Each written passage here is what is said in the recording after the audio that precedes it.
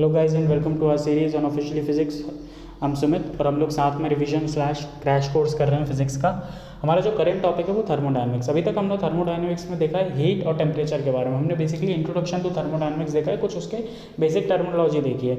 हमने देखा भाई हीट और टेम्परेचर में क्या रिलेशन रहता है। जब आप हीट देते हो तो टेम्परेचर बढ़ता है, जब आप किसी से हीट अब्जॉर्व करते हो तो उसका टेम्परेचर, उस ऑब्जेक्ट का टेम्परेचर कम हो जाता है, राइट। तो आज हम उसी में आगे जाते हुए पढ़ेंगे कैलोरीमेट्री क्या होता है और specific heat of capacity of gases के बारे में थोड़ा बहुत देखेंगे।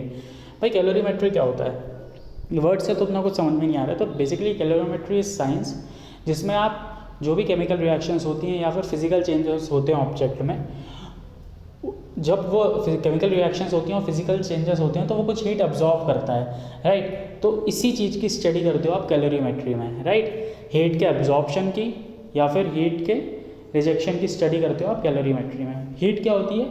Heat is a form of energy जिसके द्वारा ऑब्जेक्ट गर्म होता है या ठंडा होता है, जिसके मतलब जो बेसिकली ऑब्जेक्ट का टेम्परेचर कम करता है, बढ़ाता है। चलिए एक प्रोसेस देखते हैं एग्जाम्पल के लिए। मान लीजिए आपके पास एक आइस का क्यूब है, ठीक है, यह आइस का क्यूब है। इस आइस के क्यूब का जो टेम्परेचर है अभी इसका ये है, मान लीजिए -10 डिग्री सेल्सियस पर, -10 डिग्री सेल्सियस पर। फिर आपने क्या करा, आपने इसको कुछ हीट दी। इस हीट के कारण क्या होगा, इस हीट के कारण इस बॉडी का टेम्परेचर बढ़ेगा। और बढ़ के कहाँ पर आ जाएगा, बढ़ के आ जाएगा ये टेम्परेचर, ये क्यूब ही रहेगा और बढ़ के इसका टेम्परेचर हो जाएगा 0 डिग्री सेल्सियस। अब क्या होगा, अब आपने इसको हीट देना, अभी भी कंटिन्यू हीट आप कंटिन्यूस दे रहे हो, तो आपने इसको और हीट दी, राइट। जब आप इसको और हीट दोगे तो क्या होगा, ये जो आइस है आपकी, ये पानी में कन्वर्ट हो जाएगी, दिस इज़ वाटर। लेकिन पानी भी 0 डिग्री सेल्सियस पर एग्जिस्ट करता है, ठीक है। जब आप बर्फ़ को पिघलाओगे और अगर थर्मामीटर उसमें डुबा के रखोगे तो बर्फ़ से पानी हो जाएगा, लेकिन उसका टेम्परेचर तब भी 0 डिग्री सेल्सियस रहेगा।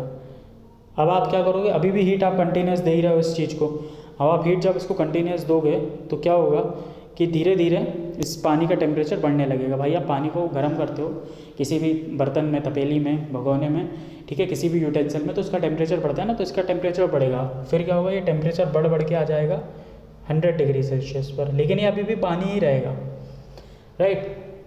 फिर थोड़ी देर बाद क्या होगा, थोड़ी देर बाद ये बॉयल होने लगेगा और ये वेपर में कन्वर्ट हो जाएगा, राइट। ये बॉयल होने लगेगा और ये वेपर में कन्वर्ट हो जाएगा। ये जो वेपर है इसका टेम्परेचर रहेगा 100 डिग्री सेल्सियस ही, ठीक है। टेम्परेचर नहीं बढ़ेगा, बस ये वेपर में बॉयल हो जाएगा। और अगर आप और हीट देते रहोगे तो फिर इस वेपर का भी टेम्परेचर और बढ़ता रहेगा और ये 100 डिग्री सेल्सियस से ज़्यादा हो जाएगा। It will be something plus 100 degree Celsius, 100 degree Celsius से ज़्यादा हो जाएगा। तो ये प्रोसेस है एक बर्फ़ के क्यूब को जो -10 डिग्री सेल्सियस पे है वेपर में कन्वर्ट करने की, जिसका टेम्परेचर 100 डिग्री सेल्सियस से भी ज़्यादा होता है। तो अब इस प्रोसेस में क्या क्या हुआ है, अब इसको थोड़ा, ये तो भाई मैंने बहुत ज़्यादा लेमन, बहुत इजी टर्म में आपको बता दिया कि ऐसा ऐसा ऐसा होता है। तो इस प्रोसेस में क्या क्या हुआ है, थोड़ा हीट के टर्म में सोचने की कोशिश करते हैं, राइट। अब आप अगर इसको हीट के टर्म में सोचेंगे, एक दूसरा कलर ले लेते हैं, वाइट कलर ले लेते हैं, ठीक है। तो क्या हुआ, जब ये बर्फ़ -10 डिग्री सेल्सियस पे था तो आपने इसको कुछ हीट दिया, तो मैं +Q लिख दे रहा हूँ, Q इज़ हीट का सिंबल। आपने इसको कुछ हीट दिया, ठीक है। तो क्या हुआ, ये 0 डिग्री सेल्सियस पे आ गया। फिर जब ये 0 डिग्री सेल्सियस पे था, फिर आप इसको फिर से कुछ हीट दिया, तो ये इसका टेम्परेचर नहीं बढ़ा इस केस में। जरा ध्यान से देखिए आप, अभी भी आपने कुछ हीट तो दिया है लेकिन इसका टेम्परेचर नहीं बढ़ा है, लेकिन इसकी स्टेट चेंज हो गई है।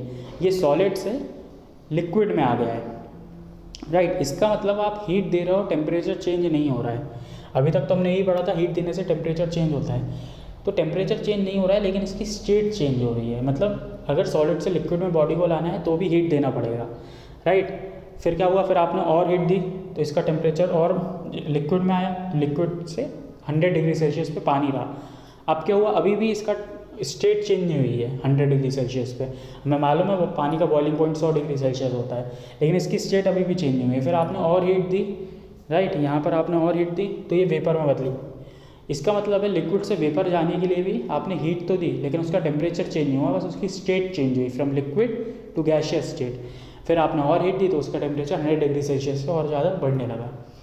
इसका मतलब ये हुआ कि भाई जब आप हीट देते हो तो या तो फिर बॉडी का टेम्परेचर बढ़ता है या तो फिर बॉडी की स्टेट चेंज हो जाती है डिपेंडिंग ऑन वो कौन से टेम्परेचर पर। अगर मेल्टिंग पॉइंट पे है तो स्टेट चेंज हो जाएगी। तो मेल्टिंग क्या होती है, बॉइलिंग क्या होती है, ये सारी चीज़ें भी देखनी है। मेल्टिंग होती है, सबसे पहले हम देखते हैं स्टेट का चेंज। जब सॉलिड से लिक्विड स्टेट में कोई चीज़ आती है तो या पहले भी पढ़ चुके हैं, उसको मेल्टिंग बोलते हैं। तो इसलिए मैं इसको जल्दी जल्दी बताते जा रहा हूँ। उसको बोलते हैं मेल्टिंग। जब कोई चीज़ लिक्विड से गैशियस स्टेट में चेंज होती है, जैसे पानी से वेपर में चेंज होगा, तो दैट प्रोसेस इज बॉइलिंग, ठीक है, या vaporisation. To be more precise that process is vaporisation. अब अगर कोई ऐसा ऑब्जेक्ट है जो डायरेक्टली सॉलिड से गैशियस स्टेट में चेंज हो रहा है, राइट, सॉलिड से डायरेक्टली गैशियस स्टेट में चेंज हो रहा है, तो ये हो गया आपका सब्लिमेशन, ठीक है, दिस इज सब्लिमेशन। एग्जाम्पल क्या होता है, जो आपकी नैप्थलीन बॉल्स होती हैं, राइट, वो हो गया। आपका जो ड्राई कार्बन डाइऑक्साइड होता है वो हो गया। ये सारे एग्जाम्पल हो गए। तो ऐसे प्रोसेसेस होती हैं, राइट। तो ये सारी प्रोसेस के बारे में आप पहले भी पढ़ चुके हो, और ये सारी चीज़ें इतनी कठिन नहीं है, इसलिए हम इसको बहुत काफ़ी डिटेल में डिस्कस नहीं करेंगे। अब हमने अभी जो प्रोसेस पढ़ी है, अगर आपको वो समझ में आ गई है, अगर आपको वो समझ में आ गया है, तो ये जो पूरा लेक्चर है बस उन्हीं प्रोसेस के अराउंड रिवॉल्व करता है। अब हमने सारी चीज़ें पढ़ ली हैं, हमको उनको बस नाम देना बाकी है। आपने सारी चीज़ें समझ ली हैं, बस अब आप उनको नाम देते जाओगे। जैसे कि हीट कैपेसिटी, अब देखना उसी एग्जाम्पल में हीट कैपेसिटी हम एक्सप्लेन करते हैं। What is heat capacity? मान लीजिए अगर आपने हीट क्यू सप्लाई करी किसी ऑब्जेक्ट को, ठीक है, तो उस ऑब्जेक्ट का टेम्परेचर चेंज होता है, हम ये देख चुके हैं। मान लीजिए उसका टेम्परेचर चेंज हो रहा है TF से, उसका इनिशियल टेम्परेचर TI था, वो चेंज होके हो गया TF, ठीक है। तो वो हीट और टेम्परेचर में क्या रिलेशनशिप होता है? वो रिलेशनशिप होता है जो हीट सप्लाइड है, दैट इज़, या हीट जो एब्जॉर्ब करी ऑब्जेक्ट है, ठीक है, that is Q is equals to C into TF delta T। TF minus TI क्या हो गया? Delta T, where Q is heat absorbed by object, TF minus TI is temperature change. What is C? Basically C is heat capacity of object. C होती है उस object की heat capacity, ठीक है। तो ये आपने बस एक नाम दिया है। अब देखिए हीट कैपेसिटी और कैसे डिफाइन कर सकते हो। मैं डेल्टा टी को इधर, TF माइनस TI को इधर ले आऊँ, तो C क्या हो गया? C हो गया डेल्टा Q। भाई कुछ हीट में चेंज हुआ है, हीट ऑब्जॉर्व करिए तो अपॉन डेल्टा T, ठीक है, Q अपॉन डेल्टा T हो गया C। तो इसका मतलब है जो हीट कैपेसिटी होती है, that is heat absorb by an object if change in temperature is 1 degree Celsius, या फिर heat absorb by object per degree change in temperature. मान लीजिए डेल्टा T 1 है, तो भाई हीट कैपेसिटी क्या हो गया? Q के बराबर ही तो हो गया। तो वही तो मैं बोल रहा हूँ कि heat absorb by object per degree change in temperature, ठीक है। अगर 1 डिग्री टेम्परेचर बढ़ता है तो जो हीट अब्जॉर्ब वो करेगी वो होती है आपकी हीट कैपेसिटी, ठीक है। Q is equals to C delta T। Very important, आपको याद रखना, यहीं से इसकी डेफिनेशन भी आ जाएगी। अब हीट कैपेसिटी का एक दूसरा फॉर्म होता है। मान लीजिए आप ऑब्जेक्ट का मास भी कंसिडरेशन में लेना चाहते हो, ऑब्जेक्ट का मास m है, ठीक है, आपने Q हीट सप्लाई करी, तो that Q is equals to CM delta T। यहाँ पर स्मॉल c है, यहाँ पर m है मास ऑफ ऑब्जेक्ट, और C है आपका स्पेसिफिक हीट कैपेसिटी। पहले हमने देखा था हीट कैपेसिटी, अब हम देख रहे हैं स्पेसिफिक हीट कैपेसिटी। तो C है आपकी स्पेसिफिक हीट कैपेसिटी, राइट। तो स्पेसिफिक हीट कैपेसिटी की डेफिनेशन क्या हो जाएगी? Heat absorb by an object per unit mass per unit degree Celsius, ठीक है। अगर 1 यूनिट मास होगा, और मतलब किसी 1 यूनिट मास का टेम्परेचर आप 1 डिग्री सेल्सियस से बढ़ा रहे हो, तो जो वो हीट अब्जॉर्ब करेगा that is specific heat capacity of an material, ठीक है। मटेरियल टू मटेरियल वेरी होता है। तो आपने देख लिया हीट कैपेसिटी क्या होता है, स्पेसिफिक हीट कैपेसिटी क्या होता है। इसी तरह मोलार हीट कैपेसिटी भी आप डिफाइन कर सकते हो। बेसिकली है वो हीट कैपेसिटी। अब स्पेसिफिक हीट कैपेसिटी में क्या हो गया? पर यूनिट मास, भाई हीट कैपेसिटी पर यूनिट मास, ठीक है। और हीट कैपेसिटी क्या थी? वो heat absorb per unit temperature. तो मोलार स्पेसिफिक हीट कैपेसिटी क्या होगी? मोलार स्पेसिफिक हीट का मतलब हो गया कि एक material heat capacity per unit mole, मतलब अगर 1 मोल ऑब्जेक्ट है आपके पास, मतलब 6.02 इंटू 10⁻23 पार्टिकल्स हैं, एवोगाड्रो नंबर ऑफ पार्टिकल्स हैं आपके पास, यही होता है एवोगाड्रो नंबर, केमिस्ट्री में पढ़ा आपने। अगर इतने पार्टिकल्स हैं तो इतने पार्टिकल्स का मास, इतने पार्टिकल का टेम्परेचर 1 डिग्री सेल्सियस बढ़ाने में जिस हीट की ज़रूरत पड़ेगी वो हीट होगी आपकी मोलार हीट कैपेसिटी, राइट। तो Q is equals to NC delta T, ये इसको CM कर देते हैं, राइट। तो ये हो गई आपकी मोलार हीट कैपेसिटी, ये हो गया आपका नंबर ऑफ मोल्स, ये हो गया डेल्टा टी। तो ये भी mass heat capacity, heat specific heat capacity की टाइप भी है, ठीक है। तो 3 हीट कैपेसिटीज़ आपने देख ली हैं। नॉर्मल हीट कैपेसिटी मास के कारण होती है स्पेसिफिक हीट, और मोल के कारण होती है मोलार हीट कैपेसिटी। भाई आपने एक और प्रोसेस देखी थी, हमने जो इनिशियल एग्जांपल लिया था उस पर वापस जाते हैं। अभी तो आपने देखा कि भाई जब टेम्परेचर नॉर्मल चेंज होता है, राइट, जैसे 0 से -10 से 0 डिग्री हुआ था जब आइस का, या फिर पानी का 0 से 100 डिग्री सेल्सियस हुआ था, ठीक है। तो आपने ये सारी चीज़ों की हीट कैपेसिटी देखी जब टेम्परेचर चेंज होता है। मान लीजिए जब टेम्परेचर चेंज हो रहा है, स्टेट चेंज हो रही है। तो स्टेट चेंज हो रही है मतलब स्टेट ट्रांसफॉर्म होती है क्या, मतलब सॉलिड से लिक्विड में ट्रांसफॉर्म हुई बॉडी, या लिक्विड से वेपर में ट्रांसफॉर्म हुई बॉडी। तो स्टेट जब चेंज होती है और जो हीट उसको प्रोवाइड करी जाती है स्टेट को ट्रांसफॉर्म करने में, उस हीट को बोलते हैं हीट ऑफ ट्रांसफॉर्मेशन, ठीक है। नाम से समझ में आ रहा है, that is heat of transformation, या फिर इसका दूसरा नाम होता है लेटेंट हीट, ठीक है। तो matter can exist in 3 common state, solid, liquid, gas, ठीक बात है। The amount of energy required per unit mass to change the state but not the temperature, ठीक है। मतलब जो बात थी, आइस 0 पे था, पानी भी 0 पे था, या फिर आपकी पानी 100 डिग्री सेल्सियस पे था, वेपर भी 100 डिग्री सेल्सियस पे थी। तो आपने उसकी स्टेट चेंज करी है लेकिन टेम्परेचर चेंज नहीं करा है, तो वो हीट होती है हीट ऑफ ट्रांसफॉर्मेशन या फिर लेटेंट हीट, ठीक है। पर यूनिट मास है तो Q is equals to ml, ये हो गई लेटेंट हीट। लेटेंट हीट का यूनिट क्या होगा, जूल पर केजी, ठीक है। Q होता है जूल, मास होता है आपका केजी में, तो मास इधर चलेगा तो जूल पर केजी, राइट। तो हीट ऑफ ट्रांसफॉर्मेशन क्या हो गया, amount of energy required per unit mass to change the state of a particular material is its heat of transformation, लेकिन उसमें टेम्परेचर नहीं बढ़ता है, तो Q is equals to ml।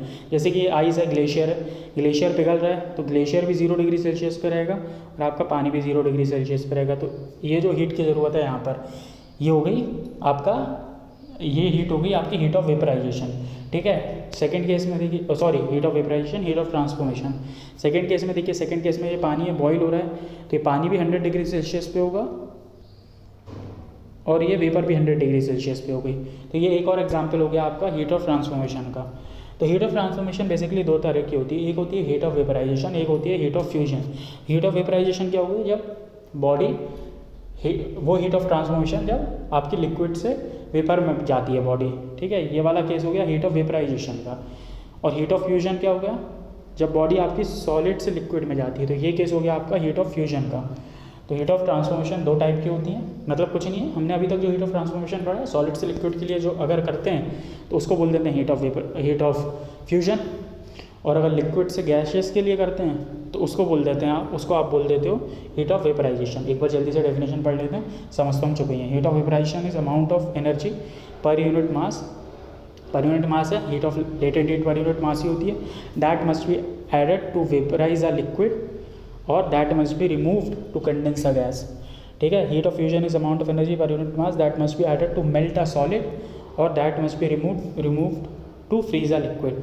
अब ये बोल रहा है, देखिए, that must be added to vaporise a liquid, तो ठीक है, और के बाद जो बोला है that must be remove from condense a gas, मतलब कोई गैस है 100 डिग्री सेल्सियस पे, अगर उसमें से आप कुछ हीट माइनस कर लोगे तो क्या होगा, आप हीट कम कर रहे हो तो वो वापस से वाटर के फॉर्म में कन्वर्ट हो जाएगा, लिक्विड फॉर्म में कन्वर्ट हो जाएगा, लेकिन उस लिक्विड का टेम्परेचर भी 100 डिग्री सेल्सियस रहेगा, राइट। तो ये हीट की वैल्यू भी वही होगी, लैटेंट हीट के बराबर ही होगी, ठीक है।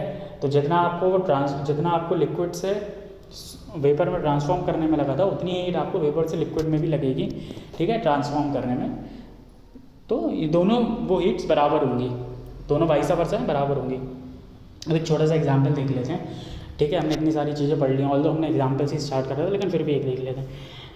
मान लीजिए एक बीकर रखा हुआ है, ठीक है, एक बर्तन है, एक बीकर है, इस कॉपर का है मान लीजिए फॉर एग्जांपल, ठीक है। इसके अंदर आपने पानी भर के रखा है, इसके अंदर क्या है, इसके अंदर पानी भर के रखा है और नीचे से आपने कुछ इसको हीट दे दी है, या आग है, आग के थ्रू आप हीट दे रहे हो, ठीक है। तो इनमें से आपको हीट कितनी दी है ये आपको मालूम है, ठीक है। न्यूमेरिकल वैल्यूज़ में बात नहीं कर रहा हूँ मैं, आपको बस प्रोसेस बताते जा रहा हूँ कैसे सॉल्व करना है। आपको क्यों मालूम है कि भाई आपने मान लीजिए 1000 कैलोरीज हीट दी है या 1000 जूल हीट दी है, आपको स्पेसिफिक हीट ऑफ कॉपर और स्पेसिफिक हीट ऑफ वाटर भी दी हुई है, इनकी वैल्यूज़ जो हैं वो दी हुई है। Usually specific heat of water शायद 1 कैलोरी होती है, ठीक है। आपको H2O की स्पेसिफिक हीट और कॉपर की स्पेसिफिक हीट दी हुई है, और आपको उसने क्वेश्चन में गिवन है कि एक आइडियल प्रोसेस है, इसमें कोई भी हीट का वेस्टेज नहीं हो रहा है, हीट इज़ नॉट वेस्टेड। तो जितनी हीट है उसके कारण आपका ये बीकर और आपका ये पानी गर्म हो रहा है, तो वो आपको बोल रहा है कि find out the final temperature of the system अगर इनिशियल टेम्परेचर इसका 10 डिग्री सेल्सियस था। ठीक है, इनिशियल टेम्परेचर 10 डिग्री सेल्सियस था, तो फाइनल टेम्परेचर आप सिस्टम का फाइंड करो। ठीक है, आप कैसे फाइंड करोगे भाई? आपको डेल्टा क्यू मालूम है। डेल्टा क्यू क्या होगा? डेल्टा क्यू होगा फाइनल टेम्परेचर पूरे सिस्टम का, मान लीजिए TF है। ठीक है, फाइनल टेम्परेचर T मान लीजिए, TF भी क्यों, T मान लीजिए। तो इनिशियल टेम्परेचर पानी का क्या था? 10। आपको पानी की स्पेसिफिक हीट कैपेसिटी दी हुई है, जो मैं CW से बात कर रहा हूँ। CW मास भी गिवन है आपको। ठीक है, M into delta T. Delta T क्या होगा? जो फाइनल टेम्परेचर है that minus initial temperature 10 plus भाई ये डेल्टा क्यू पानी का टेम्परेचर बढ़ा रहा है, कॉपर का भी टेम्परेचर बढ़ा रहा है, तो C कॉपर CC ले लिया, कॉपर का भी मास गिवन है कैपिटल M T माइनस 10। तो इस इक्वेशन को सॉल्व करके, इस इक्वेशन में भाई देखो आपको ये मालूम है, मास भी मालूम है, CC M मालूम है, फाइनल टेम्परेचर फाइंड करना है, इनिशियल टेम्परेचर 10 गिवन है, इससे आप फाइनल टेम्परेचर फाइंड कर सकते हो। ठीक है, तो ये तो एक नॉर्मल सा केस हो गया जिसमें टेम्परेचर बढ़ रहा था। मान लीजिए आपको कुछ ऐसी हीट दे दी है कि भाई आपका पानी वेपराइजेशन नहीं हो रहा है, तो आप इसमें एक और हीट ऐड कर दोगे, कौन सी? Latent heat. मास तो मालूम है आपको पानी का M इंटू L जो आपको गिवन रहेगा, वो भी आप इसमें ऐड कर दोगे। ठीक है, इस तरह से आप कुछ कैलोरीमेट्री के एग्जाम्पल्स से के साथ डील करोगे। ना स्पेसिफिक हीट हम पढ़ चुके हैं, अब स्पेसिफिक हीट कैपेसिटी भी हम पढ़ चुके हैं। स्पेसिफिक हीट कैपेसिटी गैसेस की देखते हैं। ठीक है, कुछ अलग नहीं होती है, सेम ही होती है भाई। क्यू क्या होता है? CM डेल्टा टी हम देख चुके हैं, राइट। पर यूनिट मास होती है, स्पेसिफिक हीट कैपेसिटी होती है normal Q/T, specific heat capacity पर यूनिट मास हो जाती है, यही होता है। C को मैं S से लिख रहा हूँ। ठीक है, गैसेस के केस में मैं S से डिनोट करना चाहता हूँ, बस मैंने डिनोशन बदला है। ऐसे आपकी स्पेसिफिक हीट, यही फॉर्मूला हमने पढ़ा है। अगर मैं M और डेल्टा टी को इधर ले आऊँ तो S क्या हो जाएगा? Delta Q upon M delta T. ठीक बात है, अभी तक भी कोई दिक्कत नहीं है, बस इतना ही डिफाइन करना था। अगर अब गैसेस में क्या होता है, अगर आपने जो प्रोसेस ली है अगर वो कांस्टेंट वॉल्यूम पे है, तो जो S होती है उसको बोलते हैं specific heat capacity at constant volume. और आपने अगर जो प्रोसेस करी है वो कांस्टेंट प्रेशर पे है, तो जो स्पेसिफिक हीट आएगी वो बोलेंगे specific heat capacity at constant pressure. अगर आपको specific heat capacity at constant volume दी है, मतलब जो प्रोसेस है वो कांस्टेंट वॉल्यूम पे हो रही है। अगर आपको specific heat capacity at constant process दी है, तो जो प्रोसेस है कांस्टेंट प्रेशर दी है, तो जो प्रोसेस है वो कांस्टेंट प्रेशर पे हो रही है। बस यही होती है स्पेसिफिक हीट कैपेसिटी भाई गैसेस के केस में, बस इतना ही पढ़ना था। Molar heat capacity, molar heat capacity का भी सेम फंडा है, बस अभी आपने स्पेसिफिक हीट कैपेसिटी डिफाइन करी थी कांस्टेंट वॉल्यूम और कांस्टेंट प्रेशर पे, और अभी मैं मोलार हीट कैपेसिटी डिफाइन कर रहा हूँ, एक बार कांस्टेंट वॉल्यूम पे, एक बार कांस्टेंट प्रेशर पे। तो आप बोलोगे कि बात तो ठीक है लेकिन ये तो कुछ डिफरेंट ही नहीं है उससे। हाँ, तो ये जो हमने पढ़ा था उससे कुछ डिफरेंट नहीं है, तो बोलो फिर इसको अलग से क्यों पढ़ा रहे हो? इसको अलग से इसलिए बताया जा रहा है क्योंकि कई बार क्वेश्चन में कई बार आपको ऐसा गिवन रहता है प्रोसेस में कि भाई कांस्टेंट वॉल्यूम पे है तो मैं आपको CV दे देता हूँ। ठीक है, या कांस्टेंट प्रेशर पे तो मैं आपको CP दे देता हूँ। तो ये जब टर्म्स आएंगे तो आपको पता होना चाहिए क्या होते हैं, राइट। एक और बहुत इंपॉर्टेंट इक्वेशन है, CP minus CV is always equal to R, where R is universal gas constant. ठीक है, CP molar heat capacity at constant pressure और CV इज कांस्टेंट वॉल्यूम पर मोलार हीट कैपेसिटी, राइट। तो CP minus CV is always equal to R, this you have to remember. तो thank you guys, that's it for today. आज हमने भाई देखा कि calorimetry क्या होता है, कैलोरीमेट्री के एग्जांपल्स देखे हमने, डिफरेंट टाइप्स ऑफ हीट देखी, specific heat capacity, heat capacity, molar heat capacity, latent heats के बारे में पढ़ा, प्रोसेसेस देखी कैसे भाई कहाँ से क्या होता है, बॉइलिंग, मेल्टिंग, सब्लिमेशन। ठीक है, फिर हमने ये भी देखा कि भाई कैसे कन्वर्ट होता है, राइट। उसके बाद हमने स्पेसिफिक हीट ऑफ गैसेस देखा, CP minus CV equal to R is very important, you must remember. ठीक है, हमने स्पेसिफिक बाकी उसके पहले जो ट्रांसफॉर्मेशन है उन सारी चीज़ों की इक्वेशन भी देखी, एग्जाम्पल से भी हमने समझने की कोशिश करी। तो guys that's it for today, ये हमने समराइज़ भी कर दिया आज का लेक्चर। तो नेक्स्ट वीडियो में will go into more depth. अब हम बेसिक्स देख चुके हैं, अब हम थर्मोडायनामिक्स के कोर में जाएंगे, राइट, नेक्स्ट वीडियो में। तो that's it for today, thank you.